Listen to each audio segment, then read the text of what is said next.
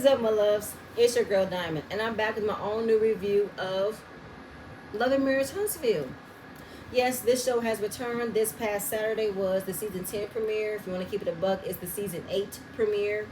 And now that you know who has decided to leave, we're going to see how the rest of this cast are going to actually need to have honest conversations about their lives and not try to use other people as a scapegoat. So the first scene we get is Tisha and Marceau. I feel like their scenes are forced. Their scenes are not real. It's fake.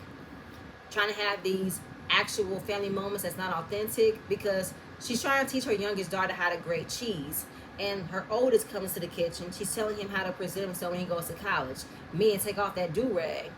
You don't want the girls to come at you and say, why you got that on your head? And he's like, I'm not going to college to meet girls. Good answer, good attitude. Then Tisha and Marceau want to have their moment in the confessional to brag on the fact that they have been married for 19 years and that they have been the first couple in their family to have the longest marriage. Meaning these two are still in their first marriage with their person. By next year, it will be 20 years. It will have been a whole decade. Marceau's words, a whole decade. You guys have been together for 19. You've already passed the 10-year mark. By next year would have been a full 20. So that's 2 decades you've been together. Math is not your forte, huh, Marceau? Okay. Do you want a cookie? You're not the first people to say that we've had the longest relationship while being in our first marriage. Like, you're not the first. There are plenty of people who still been with their partners for 20, 30, 40 plus years, okay? What will really be interesting if you was to be open and upfront about how you've had a great marriage or you haven't had a not so great marriage. Are you going to be honest about your ups and downs?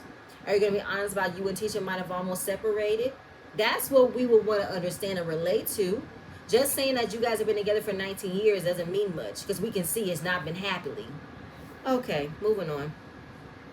So, a fish called Wanda has returned. We all know she's only returning because Melody isn't here. And she is the only one that can try to hold Marceau accountable. When I tell y'all Marceau was not happy seeing Miss Wanda come through that front door, he's not happy about her being here at all. So, around this time that they were filming, they are trying not to discuss the interview that Martell did with his baby mama and the alleged side piece that Marceau and Maurice might have messed around with when they went on their guys trip. Miss Wanda's asking him straight up, did it happen? Do you know the young lady? As usual, he doesn't answer. He said, what was my response? She said nothing. There it is, I rest my case. That's not an answer. I'm asking you right now straight up, did it happen? Do you know this woman? And he said, I'm not going to answer that. I don't have time to answer that. There's no point in me answering it. Well, that's a problem, Marceau. Considering the fact that y'all don't want to talk about it, but we all know why it happened because Tisha ran her mouth on Carlos's King podcast and have alluded and alleged that Martell was sleeping with guys in college and that he supposedly is gay. Allegedly, from her words. That's what she put out there. So the fact that you and Tisha are going around the mulberry bush to not say it clearly as if we don't know what y'all talking about is annoying me. And Tisha's all about, no, Mom, we're not going to discuss that right now. We're not going to do that. Tisha, shut the fuck up. You wanted your mom to ask those questions because you were too afraid to ask those questions to Marceau because you knew what type of answer he would give you. None. Remember how you still don't have an answer about the 20 women because he told you I can't answer that for you right now? And do not return for another season and not discuss what has transpired that everybody was already talking about, that everybody already had their opinions on. I can't stand that shit. And here in her confessional, she is not confident in what she's saying right now. She's reading off a script that she don't believe by saying that her and Marceau have their own way of communicating, no communication whatsoever. This man never tells you anything till the last minute. You have egg on your face. And then she said that this man has been my protector for all these years. How many years, Tisha? What protection? Again, first season. This man allowed for the rumor to have spread that he's cheating on you and he still has not told you it's not true. Then just this past season, this man did not jump into your defense when Martell wanted to call you out for being a hoe or you got bent over backward in a Buick. And then later down the line, he told you in front of Marceau how dumb you are for staying with this man. Because this man has been cheating on you and lying to you, and you haven't done nothing about it. Make it make sense. What has he protected you from, Tisha? Let me know. This man has embarrassed you all these years. I don't know what you're talking about. What protection? Girl, please. Then she wants to ask Miss Wanda why she doesn't like Marceau. She said, because I don't like the way he talks to you. And I don't like the way you have to find out what's been going on when he don't ever tell you nothing. And when she told Marceau, you need to not speak to my daughter in this way, because for what you don't want to tell her, affects me, affects our family. The moment you mess up, I'm coming for you. It's like, I'm not against Miss Wanda for defending her daughter, but what I'm also catching is Tisha wanting her mom to come in and ask those questions to be her mouthpiece is because she knows she's not going to get this response out of Marceau if she was to ask him herself. We all seen the way he gaslights her, manipulates her, guilt trips her, but that's a problem for me. When will you grow up and put your big girl panties on and ask your husband straight up what's going on? Make it make sense, Tisha. So I don't know how authentic Miss Wanda's presence is really here for, but it's annoying me that Tisha and Marceau want to give us the runaround and not discuss about what has transpired that got to this point, speaking in code as if they can't talk about it. Like, moving on. All right, so moving on to Kimmy and Maurice. We see Kimmy and Maurice Jr. going over college applications. Maurice is asking him what are his top choices. He said Ole Miss or Troy State. I'm wondering, is this the first conversation that Maurice is having with his son about his choice of colleges?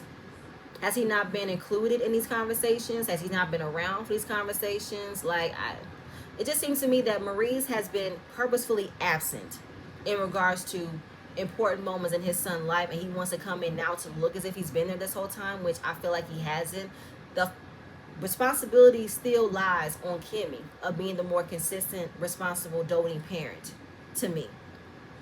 And then they go to a conversation about while he is going to college, they want him to experience college to the fullest, but be mindful of the company that you keep. The friends you might make while you're in college, be mindful of them. Don't trust them. They might lead you down the wrong path. You might get into some trouble because of your friends. Don't be a follower, be a leader, all that and then some, right? While this isn't a bad conversation, my thing is this the first time you're telling him about this? Because you don't stop hearing this type of conversation, even when you get to adulthood. You hear this type of conversation once you enter school, from elementary, middle school to high school, all going forward. So he should have always have been in the conversation of wondering who are his real friends. Should he trust what his friends say? And that he should not follow what his friends do. Like, if your friend jump off a bridge, would you do it too? Those are conversations he should have been had, in my opinion. And this is leading up to Maurice making sure that his son doesn't think of him differently because of his DUI. And, well, I think your son thinks differently of you anyway, Maurice. I think your son literally don't respect you, is what it is.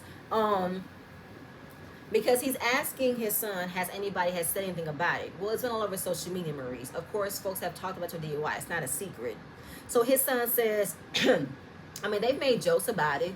That's all it is. Oh, they've made jokes. So here I am hoping that Maurice is going to use this moment to not only teach his son a lesson, but to also include him in that conversation, for him to say, hey, I've had to learn a lesson recently too. And I'm older and I should have known better, but I had to reap the consequences of what I've done. No, that's not how it happened.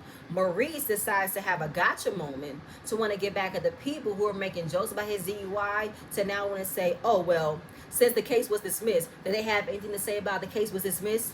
Yeah, because they didn't want it to be dismissed. They wanted me to go down. But now that I'm not going down, what they got to say now? I'm out. What now?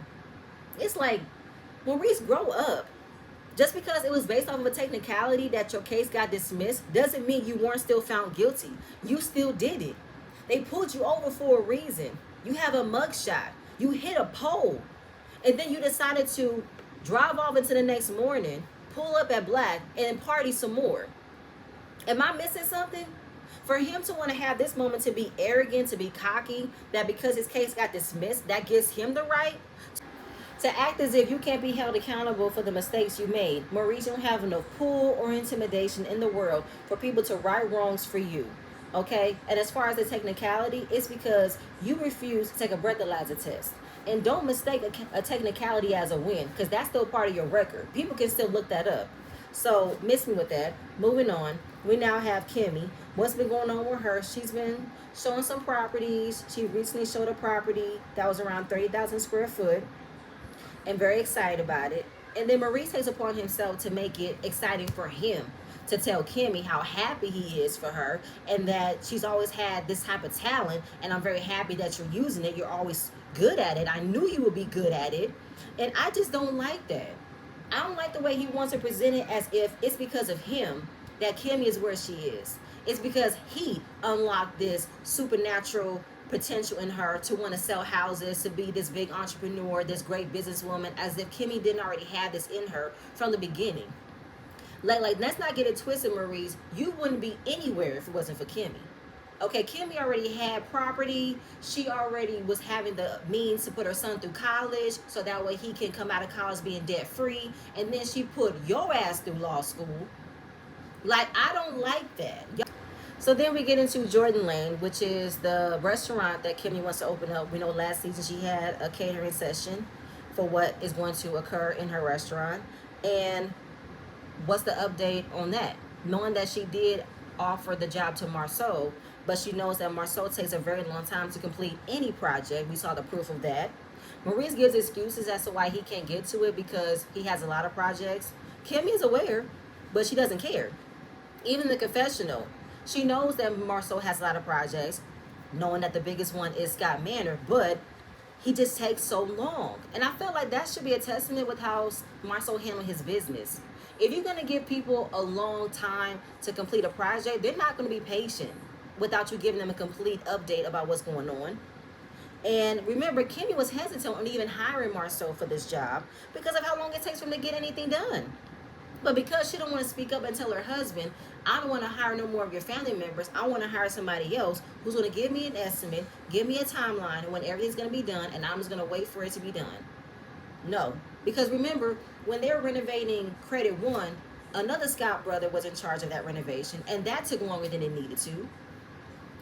So I don't know how Kimmy does it, but I don't want to know how Kimmy does it because she's going to laugh to keep from crying.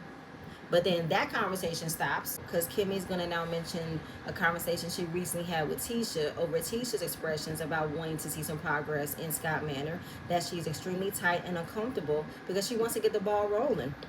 I bet she is. Having to live into another apartment for a couple of months while the renovation for that home that they're still living in to now still being met with halts of why Scott Manor isn't being built in the time frame she wants it to be. I bet she is tight, right? Then it just cuts to Kimmy wanting to be messy to talk about hearing from the streets that Chris threw Maurice and Marceau under the bus. You heard it from the streets? And it was regarding to Chris saying that Maurice and Marceau are the type to get NDAs for their side chicks. You know what? I can't stand the way that y'all don't pay attention to what's been going on in the streets, but then y'all bring up what's been happening in the streets. And in this case, y'all didn't mention what happened in the streets. This came from y'all watching the season. Now, if you look in her confessional, she is carefully trying to repeat this information, repeat what she heard, because she's not trying to say Melody's name. Because what she's referring to is a scene that was aired last season when Melody and Chris met up, and Chris said that whatever Martell was dealing with, yeah, he was there through it all, but he also said, I'm not on that time no more. But Maurice and Marceau, they are the type that like to keep things under wraps. They're the type that likes to get NDAs because they don't want nothing else to come back on them. So you see the flashback of that scene, and it cuts Melody out entirely. It's just a huge block of a flashback with Chris saying that. Now, Kimmy feels some type of way about Chris saying it. I'm like, really, Kimmy? Even if it was said, what are you going to do about it? Get mad at the person saying it or address that to your husband? Make it make sense. So, Kimmy, who thinks that it wasn't cool for Chris to say that, but she wants to still ask Maurice the question to get the answer that's already burned in her head, that's never going to go away, to ask him, has he ever had a side chick sign an NDA? Now, he has this dumb look on his face, and he says, I've never had nobody sign an NDA.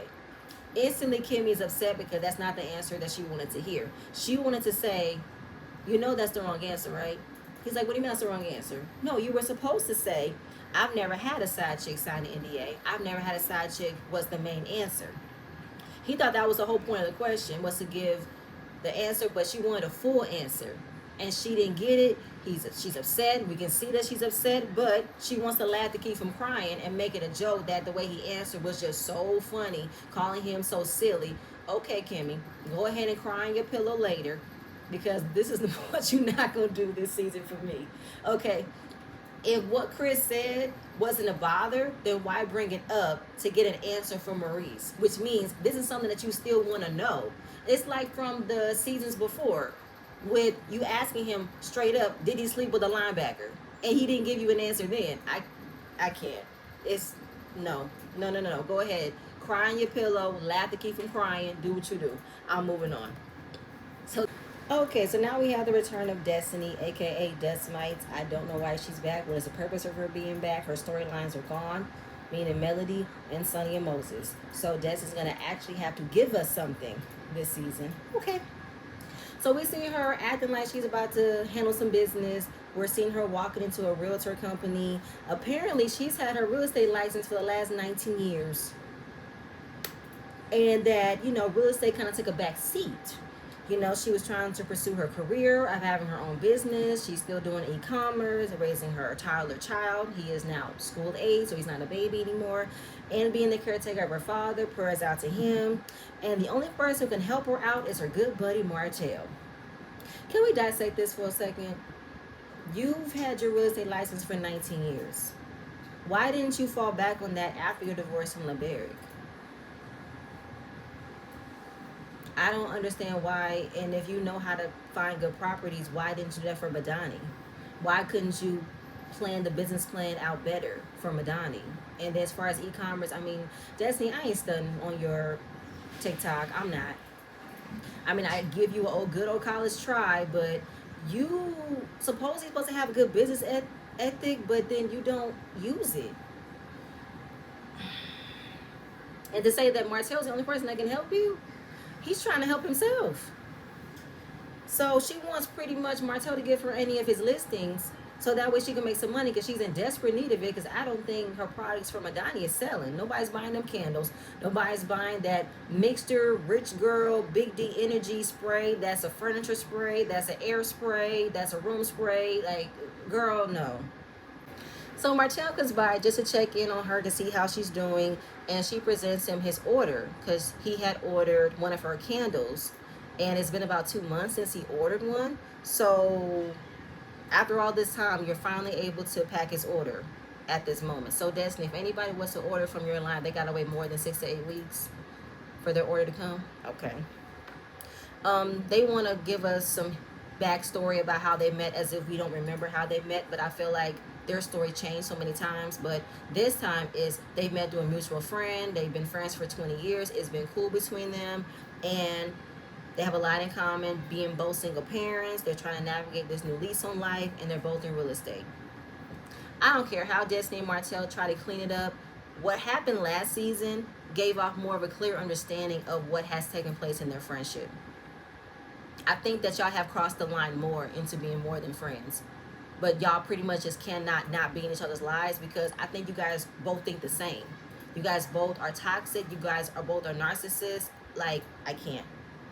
So asking Martell what he got going on, he said, I got a couple of properties I'm ready to list.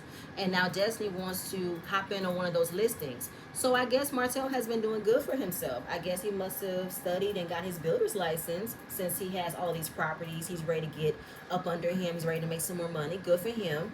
Now, Destiny's saying she's in need of a sale, so she wants to hop in on one of his listings. Martell said he's already promised Chris one of his listings, as well as another agent, and she says, okay, can a third agent be on it? He was like, sure, may the best person win. What I don't like about Destiny is the fact that Destiny thinks she could just cash in IOUs for things just work in her favor. Like, she's not working to get to it. You just got back into real estate. You think you can handle a sale like this? Can you handle the type of property that Martell needs to sell? I think you need to start small, get your feet wet, Get back into the swing of things of what it means to start selling properties again, up until you can reach that level where Chris is and where that other agent is. Because you've had a license for 19 years, but have you used it in 19 years?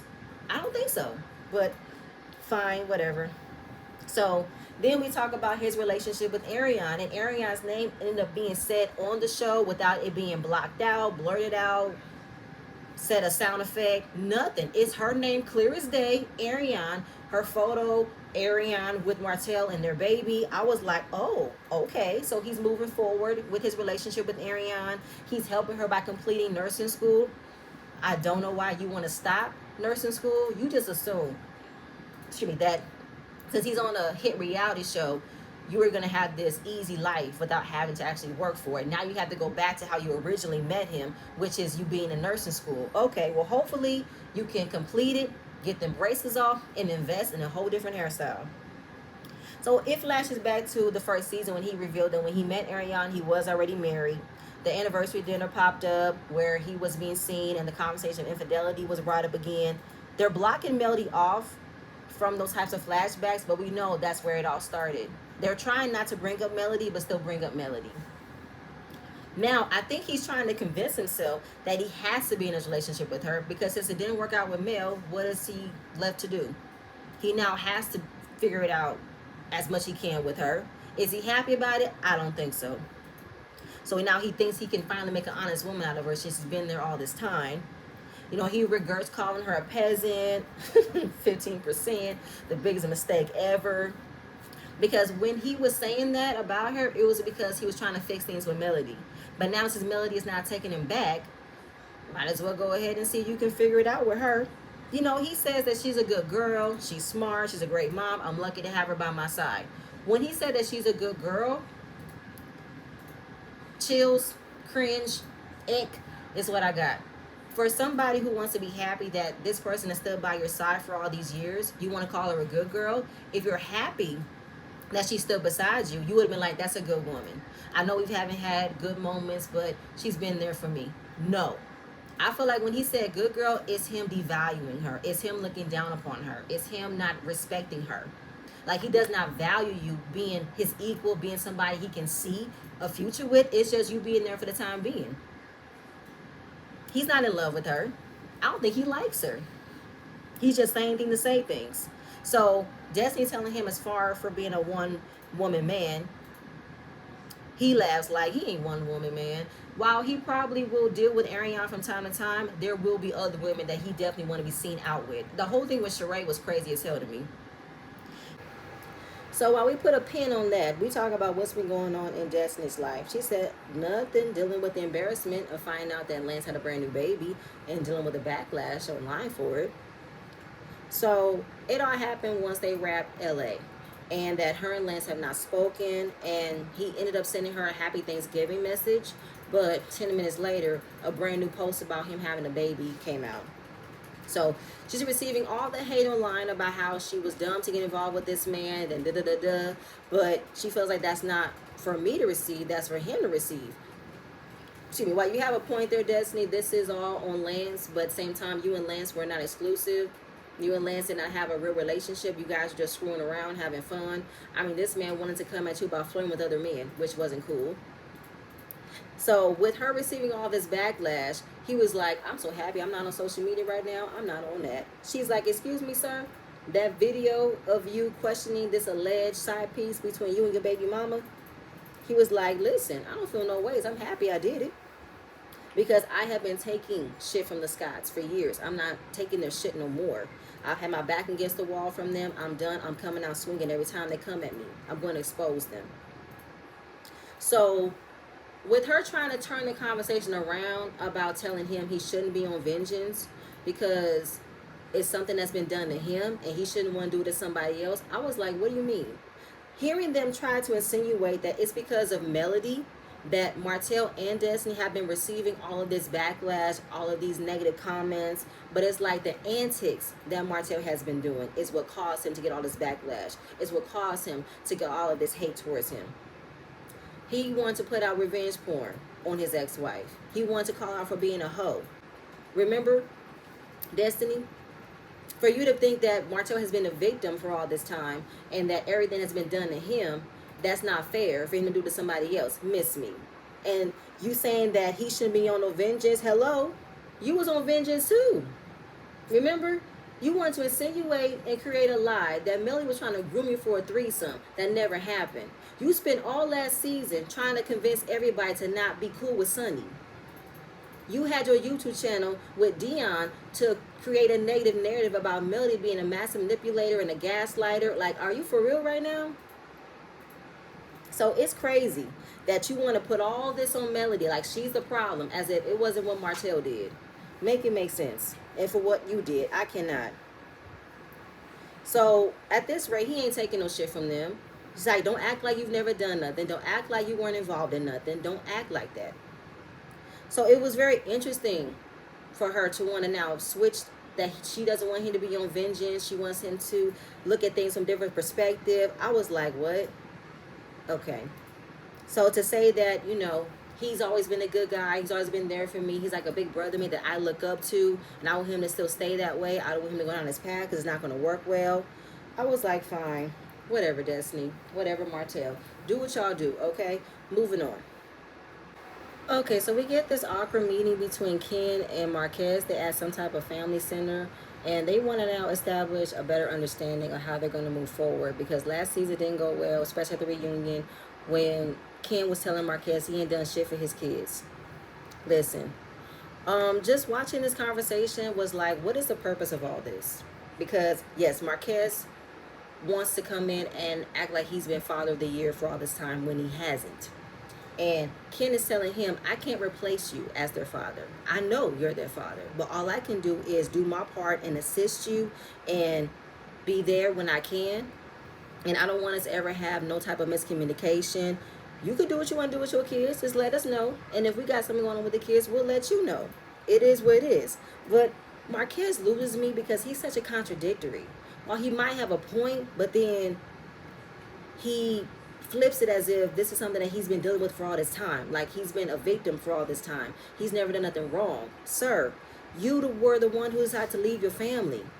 And you left your wife at the time where she lost her family members and she had to pick up the pieces and raise 2 kids by herself for a very long time. Make it make sense. So as far as wondering why doesn't she trust him, you shouldn't trust Trish either, because I feel like both of them are toxic. Both of them like to live in the past, and they both like to be in a space where nothing is good, especially Trish. She likes for things to be all up in flames, be chaotic. She thrives in that. Knowing that Trish and Marquez's issues are totally separate than Marquez's issues with Ken. Because what I don't like is that Marquez wants to make it seem as if his marriage fell apart once Ken came into the picture. No, that's not what happened. As far as Ken knows, he's not been in a good place with Trish. And I don't know why the divorce isn't still happening. Y'all both have the power to end it if this is the way it is. As far as the history, we know your history. We don't need a repeat of your history. And it's what his actions have led to why she can't trust him. Then as far as how to make it better for the future, maybe they can take a family trip together. No, y'all can't. No, y'all cannot. That's too far. It's going to be a long time before she reaches that level. And he's like, how long does it take? However long you need it to take. But then I'm thinking, you don't even need that long. Your oldest child is about to go to college. You have the youngest is about to go to high school. Y'all only need a few more years to be cool. Then y'all can go y'all separate ways. And the whole thing about planning for play dates and stuff, your kids are old. Again, you about to have one to go to college. You about to have one to go to high school. The kids are the main one that needs to have communication with Marquez, not Trish nor Ken. That's who needs to have conversations. You guys don't need to have this big moment to discuss how y'all gonna move forward. Like these kids are 5. They're not 5. And you gotta be patient. You have left a lot of scars that Trish is having a hard time working through. So you can't overstep. You can't assume. You can't expect for things to go willy-nilly and how they used to be. No, you got to do your part to work with her as well. Don't crash out, Marquez, as what you said, right? Moving on. So now we have Nell and Chris. They're just having conversations about what's coming up in their business. He has a builder's class coming up. And Nell is concerned about Lance. He's been last in picking up his baby from daycare. And we know from the past year they've welcomed 2 new additions. They've had 2 brand new grandbaby girls. And one is from Lance, the other one is from Chris Jr. This being his first child, interesting. And this has been a lot of changing and rearranging and how they've been helping them out. And Lance has been struggling, but he can't struggle that much. I mean, he's already been through being a teen dad. He's had a child after that. So him having a brand new baby cannot be that hard for him unless he is the only one doing everything. Unless he doesn't have some type of co-parent relationship with a woman he decided to have a baby with. So now, this is a part where you need to be careful. Do not come in and take over your son's responsibility because you've seen him having a hard time and you don't want your child to have a hard time. Whoop-de-doo.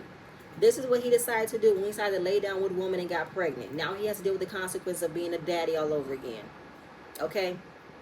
Because obviously it's affecting their relationship because they're helping their kids out. And it's been conflicting with their time of spending with each other and missing times with one another. I don't want to hear it again now. I don't want to hear where you're yelling at your kids about how you don't have no money when you've been giving your money, but then you have not been asking for it back in a proper manner. I don't want to hear it again. Don't do it. So, as you can see, it never fails. Nell and Martell have another problem. It's because we are discussing the picture that's been floating over social media. The photograph that Nell had with Ariane when they went to the Polo Classic. How everybody was saying that she's not a good friend to Mel. Mel don't trust her, and she did her own live to say that Martell set me up. I will never want to be with her. I'll never be around her. Da da da. Do I believe that Nell had a right to come out and call out Martell? Yes. But do I also believe that she was doing damage control? Because she doesn't want to be in that space of not worrying whether or not Mel's going to trust her again. But I felt like you've already dealt with that the season before where you've shown Mel can't trust you. You've shown you're not really Melody's friend because after all this time, you're still cool with Martell. You've had more arguments and fights with him more than Mel. And then you went on a podcast to discuss how Melody and Martell are the same type of person. They're both stubborn and pig-headed and this and that and the third. It's like, what? No. Absolutely not.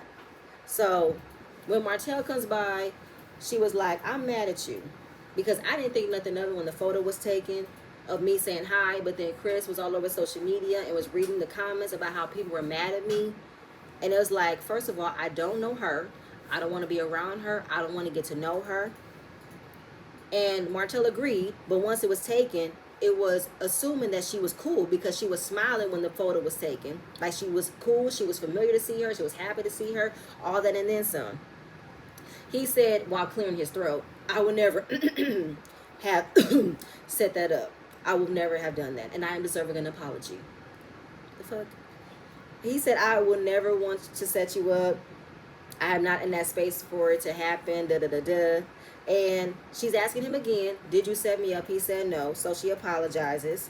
But in the confessional, she doesn't really believe him. I think she just chose to say sorry just to say sorry, so she doesn't want to be in the space with him again.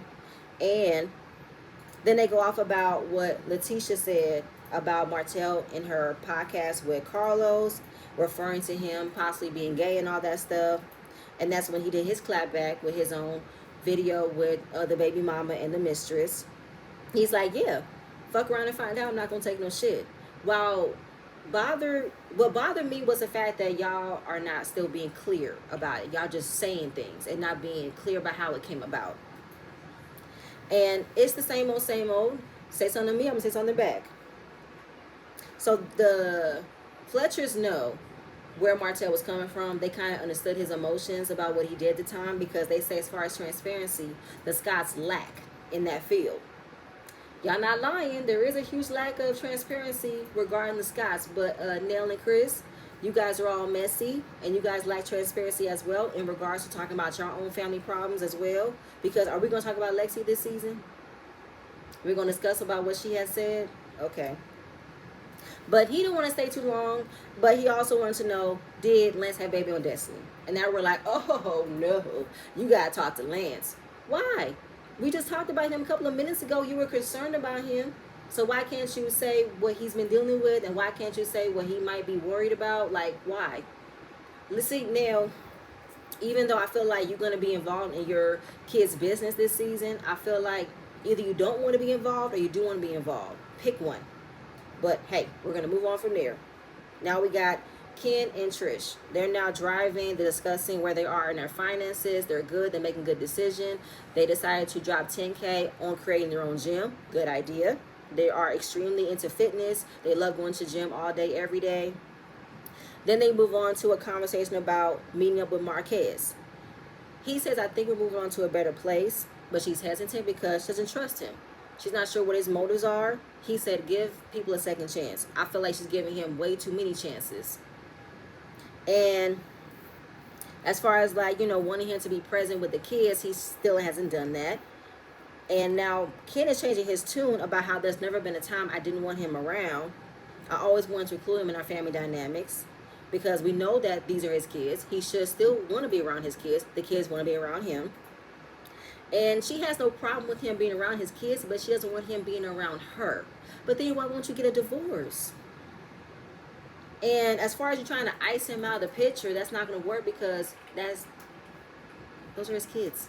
He's going to be involved whether or not you like it or not, but establish some boundaries that he has to abide by. And then there was a conversation about marriage, and Trish does not like that word. I don't think she wants to get married to Ken. Does she love Ken? Yeah. But I don't think she wants to get married again. So then we continuing on with Trish. She is at home getting some fruit together. Her friend Sharon comes by. She's met Sharon about 4 years ago. They met at the gym. They've had a very close friendship. But Sharon wanted to get some shit started. Okay? So the fact that she wanted to come in, say how she ain't seen her at the gym, wants to know what's going on with her. And obvious, Trish unloads all of her problems about Marquez, and she's instantly on her side about what's been going on, creating some drama. And you say that you don't want to sugarcoat anything while you believe that he is trying to make up, but you're really not sure about how Marquez is moving. You say he likes to play victim and he wants to still create chaos. I can see that. And Sharon is eating all this up. But Trish is really trying to paint as if he's not trying to do his part by being there for the kids, because I guess he told Ken he had just moved to Huntsville and the kids have not been over to his place. They haven't seen him. So was it, what's the word? Permanent that he moved from Atlanta back to Huntsville, or is he only saying for the time being while the show is being aired? I want to know. Because the fact that he just got back, he has not made effort to see his kids, and you only want to make an effort to see Ken, because that's where Sharon's thought process was coming from. Wants to say he wants to build a connection with Ken more than keep up with his connection with his children. And while they're trying to figure out how to get the divorce going, you hear the door opening, but then it cuts to, you see a head, but you're not sure if it's his head or his son's head. And then it went to her confessional about, while chatting about how the divorce process is going, we just see Marquez walk inside her home, and then he pops back into the kitchen. No, I want to see the whole walk-in. Did he walk in, or did her kids walk in first and he followed behind it? If he did, I felt like that was something she wasn't aware of. Production probably set that up for her to be surprised by that. And Sharon already having her energy towards Marquez, and it's like, hi Marquez, nice to meet you. He was like, hi, I feel like you know me. Do you know me? No, I don't know you. I mean, based off your energy, you want to know him. You want to give him all the wrath that Trish doesn't want to give him. And he was like, I just came here to pick up my daughter. But you walked in unannounced. That's the problem. So while Sharon was giving him energy that she shouldn't have given him, he did come in unannounced. You don't walk inside this woman's house. I don't care if it's the house where your kids late. I don't care if it's the house that your kids are living in. You're not welcome at that point. You should have just let them come in, and then her kids would have said, hey, Dad's outside. Can he come in? That's how it should have went down. You don't just walk in just to walk in. But the energy between Marquez and Sharon, I didn't like it, because he was like, so do you want to get to know me? Like, what has she been talking to you about? Between Marquez and Sharon, I didn't like it, because it wasn't Sharon's place to come at him like that, and it wasn't his place to want to now address her about what has been said about him. Because Trish, you should have told your friend to sit back because she doesn't know him. Even though you have told her about him, she should not have engaged in that conversation with him. She should not have given him that energy, and he should not have given it back to her. Because while watching her friend fight her battles for her, Trish just sat there, watched the whole thing, was smiling. Both Trish and Marquez likes to argue. Marquez, you came in here like this is your house, because what was the point of doing all of this? And then as far as like picking up his daughter, she was like, how did you get her? Who told you to come get her? My thing is, you said to Sharon not too long ago that you know where your kid's location is at all times. But if he decided to pick them up, that means that they must have called him to pick them up, which is fine. But you should have been given a heads up about how you're now coming over to get the kids later. I get that part. But the way that they're going back and forth, and the way that Marquez should have just stated his piece about wanting to take his kids out, he should have walked out the door. He wanted to stay and engage in the back and forth, because he also wanted to have a back and forth with Sharon and probably discredit what Trish has said about him, because Marquez likes to engage in conversations when he's involved in it, when he doesn't need to be involved in it. While he might be mentioned, you don't need to engage in her about it. If she talks shit about you, she talks shit about you. You don't have to always clear up what's been said about you. He did it last season when he had like the story of him not being there for his kids, when he said to himself he wasn't there. Like, he looks for ways to want to clear his name when he doesn't need to. He's so anxiety filled about what's been said about him that whenever somebody gives him energy that he's not used to, he wants to clear it. But he wants to start from the beginning that nobody has time for. Let's start right here. Right here, you're making me uncomfortable for you coming into my house, and I'm not sure why you're here. Go, leave, please. So while going back and forth for no reason, the son comes in and says, Dad, go outside. He did the same thing last season. How come the son has more maturity than his parents? How come his son knows how to deal with this more than his own parents? Obviously, this is what the son has been used to. His son has seen the arguments between his parents. So while telling him to go outside, he's like, thank you, son. That's my savior right there. Stop trying to turn my kids against me. Look what you're doing to them. Why are you bringing them involved in this? They should not be involved in it. This is between you and Trish. And Trish, why are you trying to seek validation by asking your son how he's been treated by you? You know that. You've been the one doing it all. Why are you asking him as if he's going to say something different? Stop. Both of y'all tend to use the kids in y'all's arguments, and y'all shouldn't do that. Don't do that. Don't do that. Don't do that. She should have said, you know what? How about you go outside? I'll deal with you in a minute, because I don't want this right here. We shouldn't be arguing from the kids. That's how you mature and grow up in this situation. That never happened. I can't. But that was pretty much the end of the episode. That really hurt my head from watching that whole thing. Sharon popped it off from having an energy towards Marquez. Marquez engaged in that same activity. Trish watched the whole thing implode, did not stop it, did not want to clear it, did not want to say no, no, no, no. The son wanted to come in and have more maturity to clear it up. I cannot. Marquez is a nutcase. Trish is immature. Trish likes to live in toxicity. They both need help. Period, point blank. Okay? And that's pretty much it. That's all I have. I mean, this first episode wasn't bad. It gave us a lot to talk about. Let's see what this upcoming weekend is going to give us. But y'all, that's it. That's all I have. Please stay tuned for my next video, and I'm going to see you guys later. Bye.